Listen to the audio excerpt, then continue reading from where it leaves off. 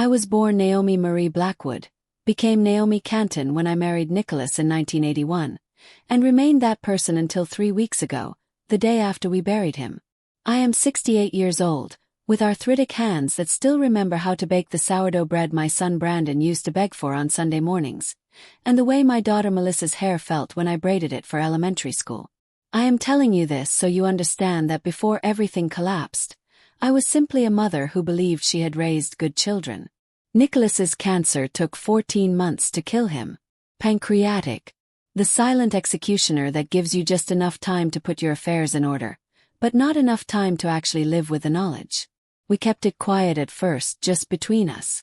Our children were busy with their own lives. Brandon with his financial consulting career in Boston that seemed to require him to miss every major holiday, and Melissa with her perpetually failing wellness businesses in Denver that somehow always needed another investment from Dad.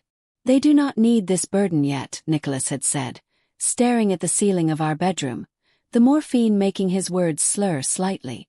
Let them live their lives a little longer without this shadow. I nodded because I loved him, but I knew better. I knew our children. When they finally arrived at our modest farmhouse on the outskirts of Millfield, Pennsylvania, the same house where they had grown up, where Nicholas and I had built Canton family orchards from 20 acres of neglected apple trees into one of the most respected organic fruit operations in the state, they did not come with comfort. They came with questions about the will. "Mom, I am just trying to be practical," Brandon said, his voice taking on that condescending tone he had perfected sometime after his first 6-figure bonus. We were sitting at the kitchen table, Nicholas asleep upstairs, when he first broached the subject. "The medical bills must be piling up. Have you two considered downsizing? The business cannot be easy for you to manage alone." Brandon had left Millfield at 18, declaring small-town Pennsylvania as suffocating as the soil that had paid for his education. He had visited only when absolutely necessary, usually staying in a hotel rather than his childhood bedroom, because the country air aggravates my sinuses. But suddenly, during his father's final weeks, he developed a profound interest in the family business that had embarrassed him throughout his adolescence. Melissa arrived 3 days later, bringing with her 6 suitcases and the scent of expensive failure. 5 wellness ventures in 8 years, each one launched with her father's money, each one abandoned when it required actual work. But she hugged Nicholas with genuine tears and slept beside his bed the night before he passed, which is why I still struggle with what came after. The funeral was small, just as Nicholas would have wanted. He was buried on a hillside overlooking the orchards, where the spring blossoms were just beginning to show. I stood between my children as they lowered him into the ground, Brandon's arms stiff around my shoulders, Melissa openly weeping into a monogrammed handkerchief I had never seen before. "He is at peace now," the pastor said, and I wondered if that was true or just something people say when someone dies after long suffering. Nicholas and I were not religious, but we had maintained the social convention of occasional church attendance, enough that Pastor Williams knew to focus on Nicholas's love for the land rather than any heavenly reward. What I remember most about that day was the silence afterward. The house echoed with it as people dropped off casseroles and spoke in hushed tones about Nicholas's kindness, his integrity, how he had helped Mr. Peterson save his dairy farm during the recession, or employed the Wilson boys when they needed summer work. Nobody mentioned how he had built our business from nothing while raising 2 children who seemed to have inherited none of his values. I made up the guest rooms. I told Brandon and Melissa that evening, as the last visitors left. "I thought we could spend tomorrow going through some of your father's things together." "About that, Mom," Brandon said, setting down his whiskey glass with a precision that reminded me of his father. "Melissa and I have been talking and we think it is best if we settle things quickly. We both need to get back." "Settle things." "The estate," Melissa clarified, scrolling through her phone. "The house. The business. Brandon and I need to figure out the next steps." I had expected grief from my children, perhaps some reminiscing about their father. What I got instead was a boardroom meeting. Brandon opened his laptop on the dining table where we had celebrated their birthdays, their graduations, their departures. "Dad spoke to me about this last year," he said, not meeting my eyes. "He was worried about you managing alone. The business needs modernization." Investment. The house is too much for someone your age. Age. I repeated the words, tasting bitter. I have managed this orchard alongside your father for 40 years. And you have done wonderfully, Melissa said in the same voice she used when selling overpriced vitamins to desperate women. But it is time to think about your future, Mom. A retirement community would give you friends, activities. I have friends. I have activities. My voice sounded distant, even to my own ears. This is my home. It is all of our home, Brandon corrected. And Dad left the business to Melissa and me in the will. He wanted us to take care of you, but he knew the business needed younger management. I stared at my son, this stranger in expensive clothes who thought he knew anything about the earth that had fed him, the trees his father had nursed through drought and blight and frost. Show me the will. He slid a document across the table. Not our family lawyer's letterhead, but something printed on Brandon's corporate stationery. Nicholas's signature looked wrong somehow. Too perfect. Too steady for a man whose hands had trembled with pain for months. You had him sign this while he was on morphine. The rage that rose in me then was something primal. Something I had not felt that way since I watched a fox try to steal into our chicken coop when the children were small. I had chased it off with a broom and the kind of fury that comes from protecting what is yours. He was lucid, Brandon insisted. He wanted us to have a fresh start with a business. There is a developer interested in the land. Developer for a luxury housing community, Melissa explained. Her eyes bright with the prospect of money. They will pay $7 million, Mom. We can all start fresh. Fresh, as if the life Nicholas and I had built was something stale, something to be discarded.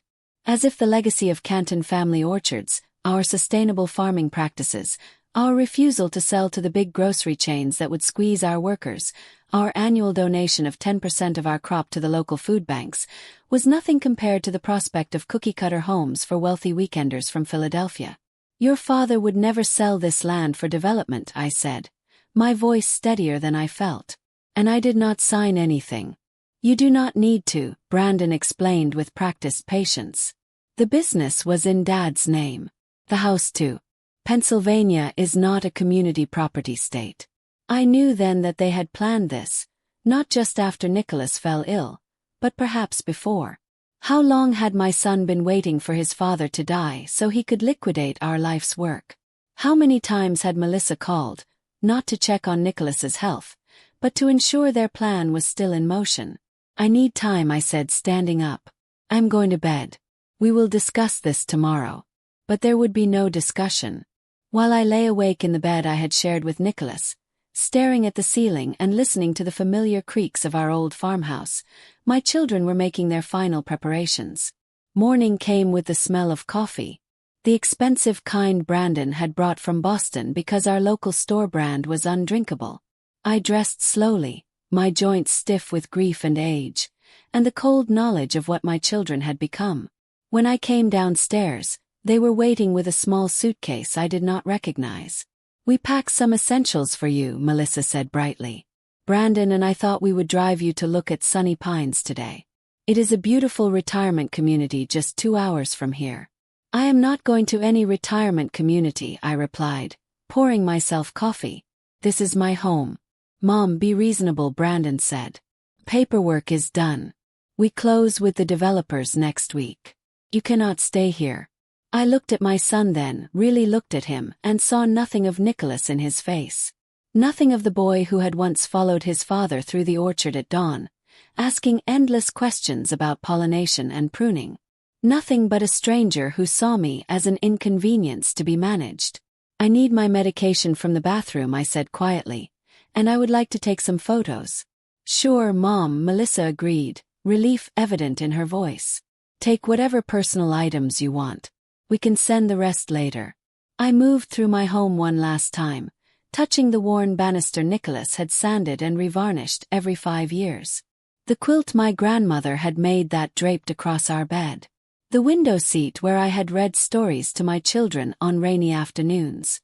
In the bathroom, I retrieved my medications, but also slipped my passport and birth certificate from the hidden compartment in the medicine cabinet, the one Nicholas had built when we first worried about burglaries in the late 80s. In our bedroom closet, Behind Nicholas's collection of flannel shirts that still smelled faintly of him, I retrieved the small fireproof box containing the one thing my children did not know about.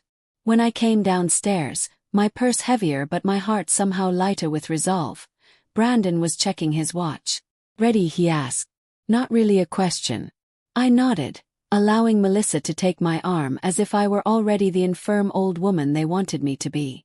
We drove in Brandon's rental car, a sleek black SUV with leather seats that stuck to the backs of my legs. I watched my home disappear through the rear window, memorizing the sight of spring buds on the apple trees, the weathered red of our barn, the stone chimney Nicholas had rebuilt the summer before Brandon was born. We drove past Millfield's small downtown, past the elementary school where I had volunteered, past the community center where I still taught quilting on Wednesday evenings.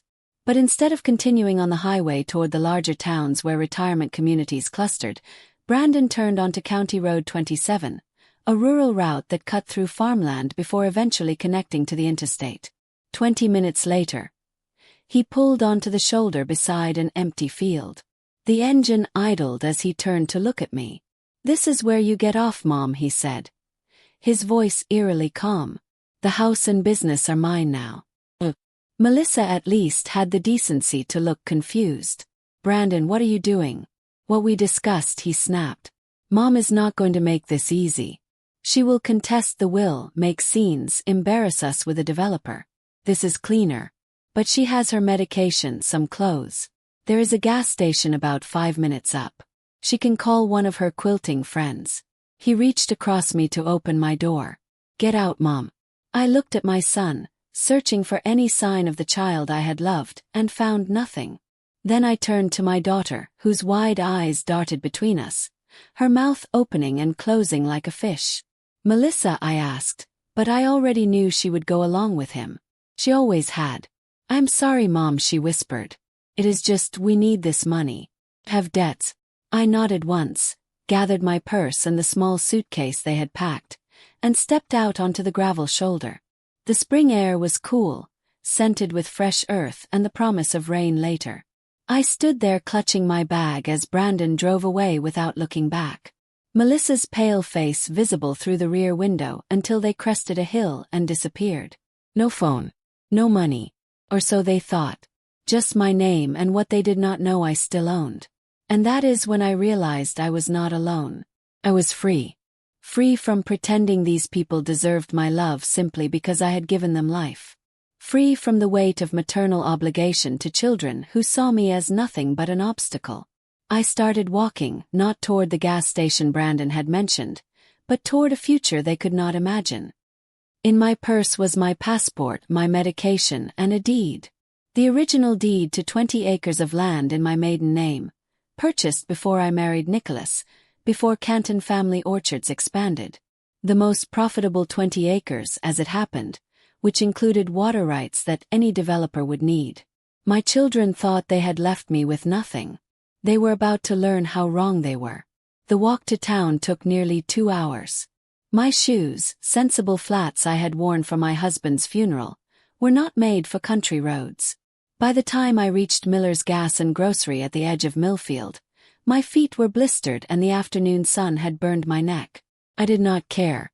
Pain has a way of clarifying things, and with each step my purpose had crystallized. I did not go inside immediately. Instead, I sat on the bench outside, watching pickups and sedans come and go. Normal people living normal lives, who had no idea that Naomi Canton, who had judged their apple pies at the county fair for 20 years, had just been abandoned like roadkill by her own children. Mrs. Canton. I looked up to see Ray Miller himself, third-generation owner of the store, wiping his hands on his apron. "You all right? You are looking a bit peaked." "Just resting, Ray. Been a long day." He nodded, glancing at my suitcase. "Real sorry about Nicholas. He was a good man." "Yes, he was." I straightened my spine. "Ray, could I use your phone? I seem to have forgotten mine." "Course you can." He led me inside, past the beer coolers and snack aisles, to the small office behind the counter. "Take your time." I did not call any of my quilting friends, as Brandon had suggested. I called Vincent Hargrove, our family lawyer of 30 years. Naomi, I tried reaching you yesterday. I was surprised not to see you at the reading. My hand tightened on the receiver. What reading? Vincent was silent for a moment. The will reading. Your son presented a document, but I had concerns. I've been trying to contact you. I have been indisposed, I said, my voice steady despite the rage building inside me. Vincent, I need your help. And I need discretion. You have both. My office. 1 hour. I will be there. I bought a cheap prepaid phone with cash I kept hidden in a compartment of my purse. Emergency money Nicholas had insisted we both carry after getting stranded with a flat tire years ago. I also purchased a bottle of water and a sandwich I had no appetite for. Ray refused to take my money. On the house, Naomi. You need anything else, you just ask. His kindness nearly broke me. Nearly. But I had not cried when they lowered Nicholas into the ground. And I would not cry now. Vincent's law office occupied the second floor of a Victorian on Main Street. When his secretary saw me, her eyes widened. Mrs. Canton, Mr. Hargrove is expecting you. She hurried from behind her desk. Can I get you anything? Water. Coffee. I am fine, Helen. Thank you. Vincent met me at his office door. His tall frame stooped with age but his eyes sharp as ever. He had been a year behind Nicholas in school, had handled our business incorporation, our wills, everything legal in our lives. Naomi. He guided me to a leather chair, then sat not behind his desk but in the chair beside me. Tell me what is happening. So I did. The conversation after the funeral, the suspicious will, the drive and abandonment. With each detail, Vincent's expression darkened. The will they showed you, he said when I finished, was not the will Nicholas and I prepared last year. Their document is a forgery. I suspected as much. I opened my purse and removed the fireproof box from it. I withdrew the deed to the original 20 acres. They do not know about this. Vincent examined the deed, nodding slowly. Smart. Very smart. You two were always thinking ahead. Nicholas suggested putting this portion in my maiden name when we first expanded. Insurance, he called it. In case the business ever failed. And now it is insurance of another kind. Vincent placed the deed carefully on his desk. What do you want to do, Naomi? I met his eyes. I want my home back. I want the business my husband built.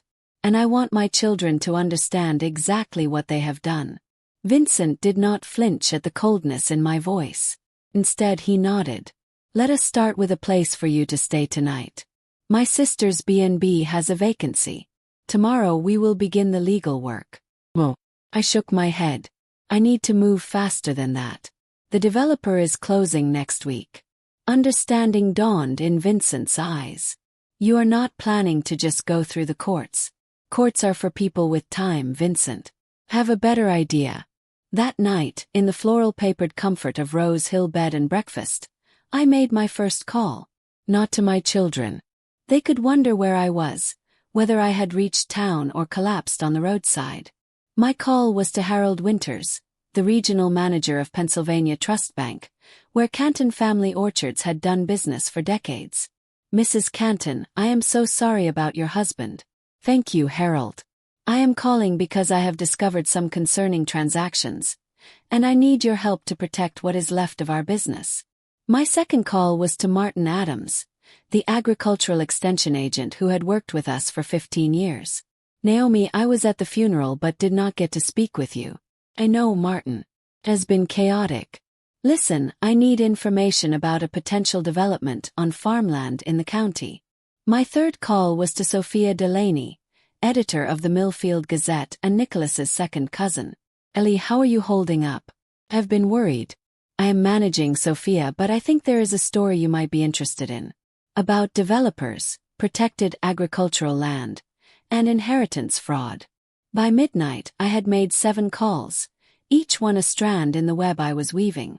Outside my window, the quiet streets of Millfield slept peacefully, unaware that Naomi Canton, always the peacemaker, always the nurturer, was planning war. In the morning, I met Vincent at his office with a legal pad full of notes. I need you to freeze the business accounts, I told him. And I need you to file an emergency injunction on any sale of the property based on the fraudulent will. Vincent reviewed my notes, his eyebrows rising. This is comprehensive. I had 40 years with Nicholas. I know every contract, every client, every detail of that business. I leaned forward. And I am going to use all of it. Your children will not take this quietly. I am counting on it. By noon the pieces were in motion. Vincent had filed the emergency injunction. Harold had frozen the business accounts pending investigation of suspicious activity. Martin had contacted the Environmental Board about protected wetlands on the proposed development site. Wetlands that happened to be on my 20 acres. I sat in Vincent's office, watching the clock tick toward 1 p.m., when my children would discover that their carefully constructed plan had hit its first obstacle. My phone rang. The new prepaid one whose number they should not have known, but Vincent had made sure they had gotten it. I let it ring 4 times before answering, my voice calm. This is Naomi. Brandon's voice crackled with barely contained fury. Have you done? I smiled, though he could not see it. I have only just begun. Mom, be reasonable. Brandon's voice hardened through the phone. You cannot just freeze accounts and file injunctions. Do you have any idea what you are doing to our deal? Your deal, I corrected. Not mine. Not your father's. Where are you? Melissa cut in, her voice shrill. Brandon had clearly put me on speaker. We have been worried sick. The lie hung between us like a poisoned cloud. They had not called the police. Had not contacted friends. They had been too busy finalizing their betrayal. Worried that I survived. I asked, my voice perfectly level. Worried that I did not conveniently disappear. That is not fair, Melissa wheedled. Brandon made a mistake. Shut up, Melissa. Brandon snapped. I smiled into the phone. Already fracturing. Listen carefully. I am giving you one chance to walk away with something. Withdraw your fraudulent will. Sign the business and house back to me. In return, I will give you each a one-time payment of $50,000. After that, we are done. Brandon laughed. An ugly sound. You are delusional. You have nothing. The will is legal. The will is a forgery. Vincent interjected, leaning toward the speakerphone on his desk. As the lawyer who drafted Nicholas Canton's actual will, I can testify to that. Silence stretched across the line. You have 24 hours, I said. After that, the offer expires, and I proceed with fraud charges. I hung up before they could respond. Vincent leaned back in his chair. You realize they will probably refuse. I'm counting on it. I stood gathering my purse. Now I need to visit the bank in person. The next 24 hours passed in a blur of paperwork, phone calls, and quiet meetings in back offices throughout Millfield. People who had known me for decades, known us, Nicholas and me, stepped up with information, signatures, and support. Not out of pity, but out of respect, and perhaps a touch of relish at seeing the Canton children, who had abandoned their hometown for shinier places, get their comeuppance. By evening, I had moved into a small apartment above Lucille's bakery. The owner, Lucille Brennan, had been my friend since our children started kindergarten together. Stay as long as you need, she said, pressing the key into my palm. That boy of yours never did right by this town. Or by you and Nicholas. I slept surprisingly well that night, lulled by the familiar smells of bread and pastry rising from below. In the morning, I dressed in clothes Lucille had lent me. A pair of jeans and a sweater that fit well enough. And prepared for war. At precisely 9 a.m., when the deed office opened, I filed paperwork asserting my ownership of the original 20 acres. Property that included the main house, the barn, and most critically, the water access that any developer would need. At 10 a.m., I met with the Agricultural Board about conservation easements Nicholas and I had quietly put in place years ago. Restrictions that would make development nearly impossible, even if Brandon somehow managed to sell. At noon, I sat with Sophia in the Millfield Gazette office, providing documentation for a story headlined, Local Orchard at Center of Inheritance Dispute. Developer plans threaten protected agricultural land. By 2 p.m. my phone was ringing again. The offer is off the table, I said by way of greeting. Mom, you're making a terrible mistake. Brandon's voice had lost its edge of superiority, replaced by something closer to panic. The developer lawyers are threatening to sue if we cannot deliver as promised. That sounds like your problem. Or problem. Melissa broke in. Mom, please. I used the advance to pay off some debts. If this falls through, I will be ruined. You should have thought of that before leaving me on the side of the road. That was Brandon's idea. She cried. I did not know until we were already driving. The betrayal between them gave me no satisfaction. Nothing about this gave me satisfaction. Only a cold, necessary sense of justice being served. The bank statements show you withdrew $50,000 3 days before your father's funeral, Melissa. Kept my voice clinical, detached. Planning your fresh start already, were you? She began to sob. Dramatic, heaving cries I had heard countless times when she did not get her way. It is too late for tears, I continued. Vincent will send over the paperwork you both sign, renouncing all claims to Canton Family Orchards and the house. In return, I will not press charges for fraud, attempted elder abuse and theft.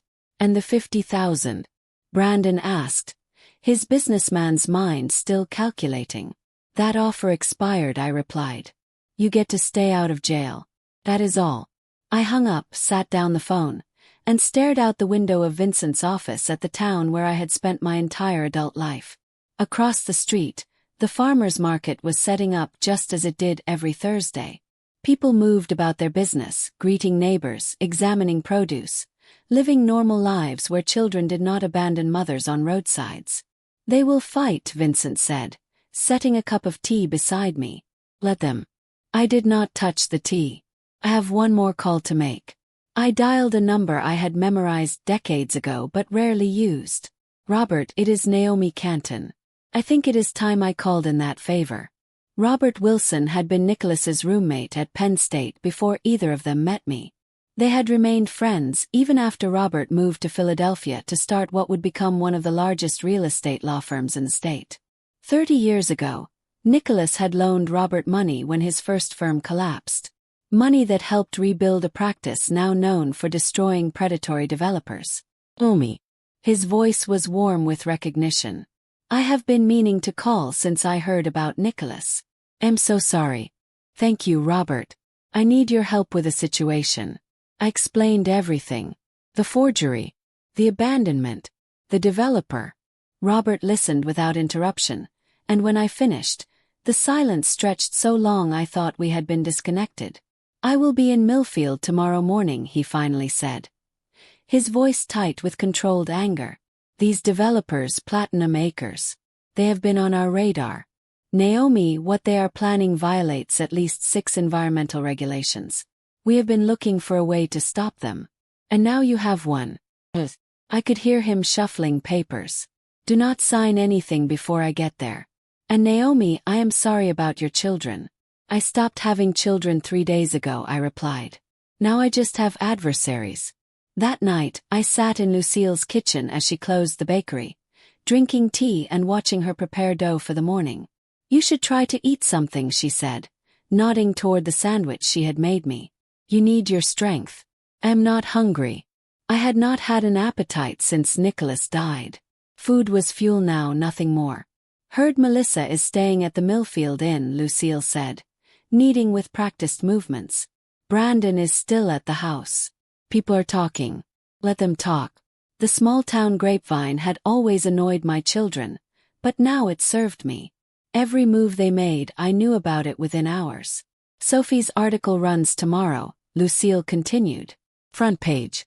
Got a call from the Philadelphia Inquirer too. They want to pick up the story. Something about the developer having trouble with other projects. I nodded, unsurprised. Robert's call had confirmed what I had suspected. Platinum Acres had a pattern of targeting vulnerable landowners, particularly the elderly, with promises they never intended to keep. Did I do the right thing raising them the way we did? The question slipped out before I could stop it. Not sentimentality, but a genuine curiosity about where I had failed. Lucille's hands stilled in the dough. You and Nicholas were good parents, Ellie. Some people just turn out rotten no matter the soil they are planted in. I accepted her answer with a nod, pushing away the useless question. Did not matter anymore. The past was buried with Nicholas. Only the future and my revenge remained.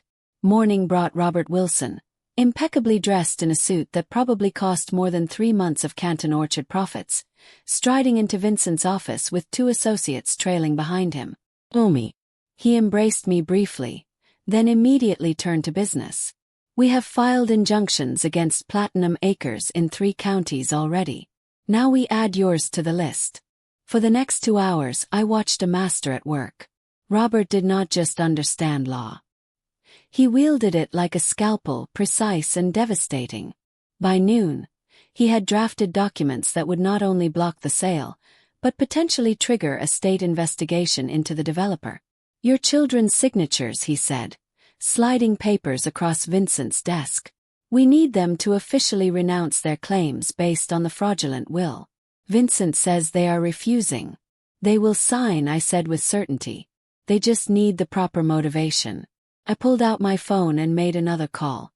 This one to Thomas Winters, Harold's son and the assistant district attorney for the county. "Thomas, it is Naomi Canton. I would like to discuss pressing criminal charges." Robert raised an eyebrow but said nothing as I arranged a meeting for later that afternoon. When I hung up, he nodded approvingly. "You always were tougher than Nicholas gave you credit for." "Nicholas knew exactly how tough I was," I corrected. "He just never thought I would need to use it against our own children." Just after 2 p.m. my phone rang again. "Brandon." His voice clipped and formal. "We will sign the papers, but we want something in writing saying you will not pursue charges." "I already offered that yesterday. The terms have changed. What do you want?" He sounded defeated, which gave me no pleasure. "Be at Vincent's office at 4 p.m. Bring Melissa. I will lay out my terms then." When they arrived, I was already seated between Robert and Vincent, a united front of legal firepower. My children looked terrible. Brandon unshaven, his expensive shirt wrinkled. Melissa with smeared makeup and hair pulled back in a hasty ponytail. Neither could meet my eyes. "Sit," I said, gesturing to the chairs across from us. "This will not take long." Robert slid the documents across the table. "Mrs. Canton has agreed not to pursue criminal charges for the forged will, fraud, elder abuse, and attempted theft of business assets worth approximately $12 million. In exchange, you will both sign these papers acknowledging the will was fraudulent, renouncing all claims to Canton Family Orchards, the residential property, and all associated assets." Brandon skimmed the document, his face paling. "This says we forfeit our inheritance entirely." "Yes," I said simply. "But that is," Melissa began. "Exactly what you tried to do to me," I finished for her. "With one difference. I am offering you a legal way out, not abandonment on a roadside." "Mom, please." Melissa's voice cracked that I know we made a terrible mistake. "But stop." I held up my hand. "This is not a negotiation. Sign or I walk across the street to the DA's office and file charges. Thomas Winters is waiting for my call." At the mention of the assistant district attorney, Brandon's already pale face went ashen. He knew Thomas from high school, another local boy he had looked down on who had now surpassed him. "You'd really do that? Send your own children to jail?" There was genuine disbelief in his voice, as if the woman who had made his favorite cookies and bandaged his childhood scrapes could not possibly be this cold, this unforgiving. "The woman who would have forgiven you anything died on County Road 27, I replied evenly. "You left her in the dust." Brandon looked away first, then reached for the pen Vincent offered. His signature was shaky but legible. Melissa took longer, tears dropping onto the paper as she signed her name. "What happens now?" she asked in a small voice. "Now you leave Millfield," I said, gathering the signed documents. "Both of you. Today. If I see either of you in this town again, I will press charges, regardless of what you have signed." "And the developer?" Brandon asked, a last attempt at salvaging something. Robert smiled thinly. "Platinum Acres will be formally notified that the property is not and was never for sale. They will also be receiving notification of our intent to file suit for their part in what appears to be a conspiracy to defraud a widow. They left without another word, shoulders slumped in defeat. I watched through Vincent's window as they walked separately to their cars. Brandon to his rental, Melissa to her flashy red convertible that Nicholas had helped her buy last year. Neither looked back at the office. Neither looked at each other. "It is done," Vincent said quietly, placing the documents in his safe. But it was not done. Not yet. The legal battle was won, but the war, my war, had one final act. "I need a ride," I told Robert. "Where to?" The Canton farmhouse looked exactly as I had left it 4 days earlier. White clapboard siding glowing in the late afternoon sun. Nicholas's rocking chair still on the front porch, where he had spent his last mobile days watching the orchard bloom. Only Brandon's rental car in the driveway marked any change. "Want me to come in with you?" Robert asked as he pulled up behind it. "Well, this part one do alone." Inside, the house was eerily quiet. I moved through the first floor, noting small disturbances. Brandon's laptop on the dining table, a half-empty whiskey glass beside it. Muddy shoes by the door that he would never have left there when he lived here. "Brandon," I called out, my voice echoing through the rooms that had witnessed 40 years of my life. No answer. I climbed the stairs, my hand trailing along the banister Nicholas had carved by hand our first year in the house. At the top, I noticed our bedroom door ajar, light spilling into the hallway. Pushed it open. Brandon stood by the window, staring out at the orchard, his back to me. The room had been ransacked. Dresser drawers pulled out, closet doors open. Nicholas's possessions scattered across the bed we had shared for 4 decades. "Looking for something?" asked coldly. He did not startle, did not turn around. "I know there has to be more. Dad would not leave everything to you. Your father trusted me. Something you clearly never learned to do." Now he did turn. His face twisted with something between rage and desperation. "You have destroyed everything. The deal has collapsed. Melissa's creditors are calling. My firm is investigating why I took so much time off without explanation. Actions have consequences," I replied simply. "Is that what this is? Lesson?" He laughed bitterly. "Always the teacher, even now." "Not a lesson," I corrected. "Justice." I moved to the bookshelf and pulled out an old leather-bound copy of The Rose Walden, Nicholas's favorite book, the one he had read aloud to me during long winter evenings when the children were asleep. From between its pages, I withdrew a sealed envelope. "Your father wrote this for you the week before he died. I was going to give it to you after the funeral, before I understood what you really were." Brandon reached for it, but I held it back. "Did you even grieve for him, or were you too busy planning how to profit from his death?" Something flashed across his face. Perhaps shame. Perhaps just annoyance at being caught. "I loved Dad." "You loved what he provided," I corrected. "Security. Status. The safety net for your riskier ventures. What was it this time, Brandon?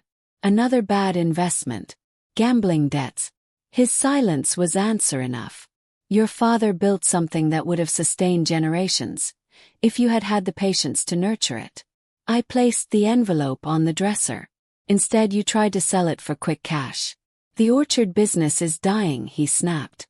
"Dad was too stubborn to see it. Too tied to outdated ways.